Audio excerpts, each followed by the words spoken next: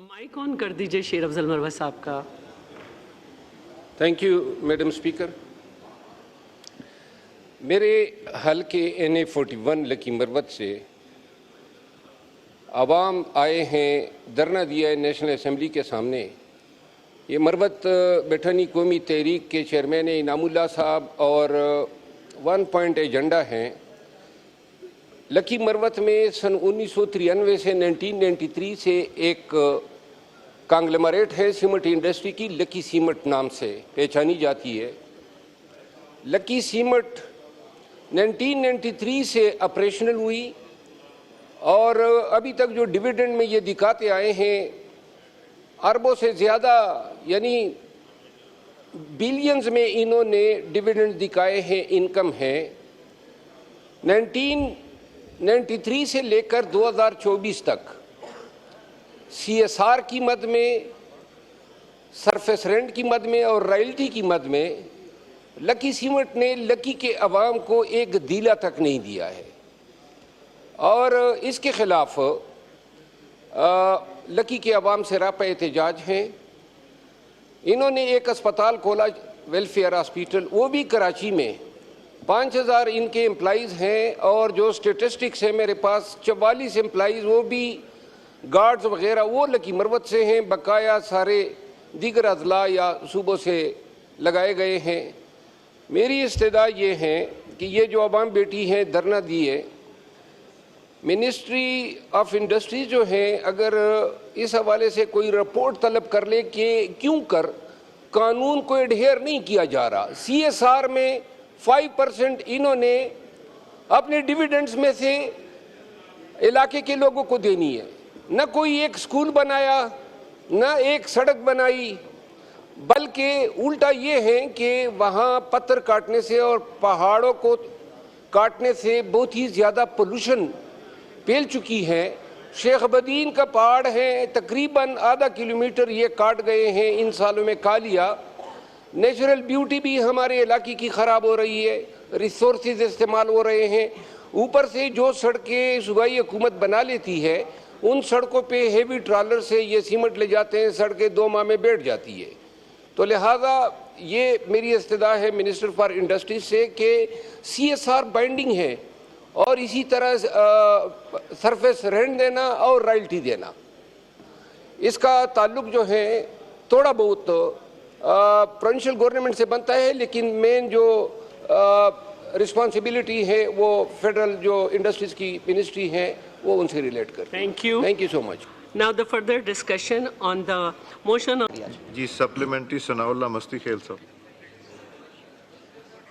हाँ जी सनाउल्लाह मस्ती खेल साहब। जनाब स्पीकर, मैं आपका शुक्रगुजार हूँ। मिनिस्टर साहब ने जवाब दिए, मैं रोऊं, मैं सर पीटूं, मैं क्या करूं। काश्तकार का कोई पुरसाने हाल नहीं है। हुकूमत जो है वो लंबी तान के सोई हुई है। ये मैं समझता हूँ इनको कोई होश हवास भी नहीं है इनका। मैं समझता हूँ कि ये अवाम का अगर मैंडेट लेके आते तो ये अवाम को मुंह दिखाने के काबिल होते।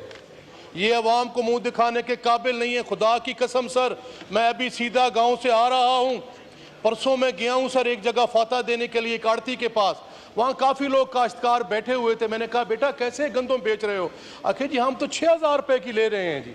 यार क्यों झूठ बोलते हैं कौम के साथ, अवाम के साथ, इस हाउस के सामने? आपकी हुकूमत की कोई पॉलिसी नहीं है, आपकी हुकूमत की कोई नुक्ता नजर नहीं है। आपने खुद कहा है कि हम नहीं खरीद नहीं सकते। आप किस मुंह से बात कर रहे हैं? आपने जो गंदम इंपोर्ट की है और मौजूदा हुकूमत ने भी सर 70 अरब रुपए की गंदम इंपोर्ट की है, इस पर जुडिशल कमीशन बनाया जाए। ये कौन गद्दार है जिन्होंने मुल्क का खजाना लूटा है, जिन्होंने पाकिस्तान के 25 करोड़ काश्तकारों का हक छीना है, उनके बच्चों की ग़िज़ा छीनी है?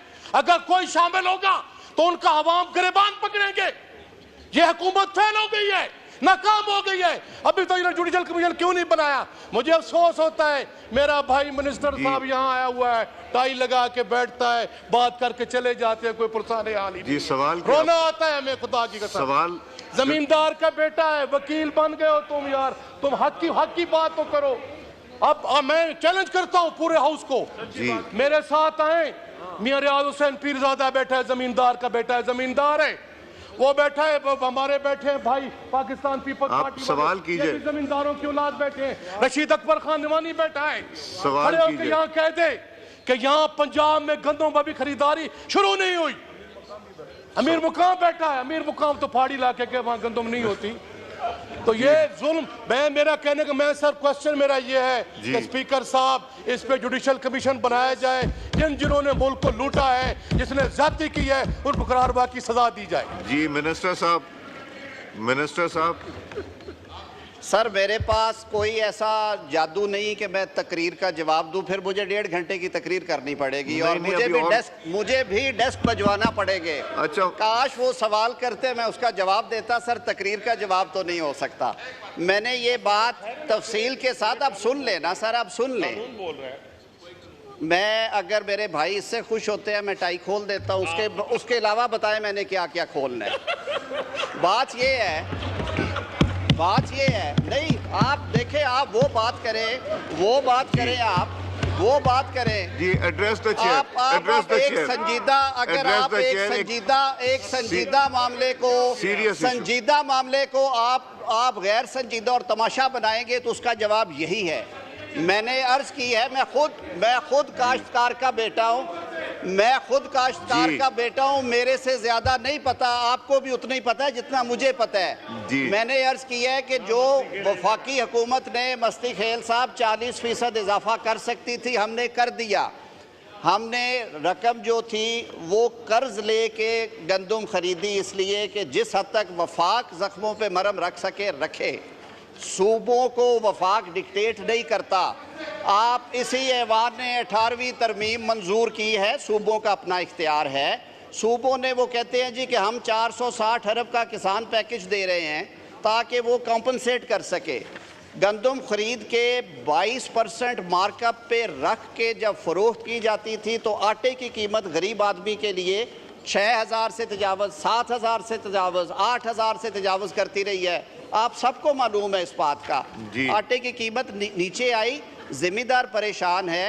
अल्लाह बेहतरी करेगा इंशाअल्लाह अज़ीज़। हम सब मिल बैठ के अगर काम करेंगे तो हमारे किसान भाई के लिए बेहतरी होगी और इंशाअल्लाह अज़ीज़ बेहतरी होगी, तकरीरों से नहीं होगी। सप्लीमेंट्री हुसैन तारिक साहब, नहीं करने दें असद साहब करने दें। ये बहुत इंपॉर्टेंट इशू हम सीरियस ले जाएं। जी असद कैसर साहब साहब से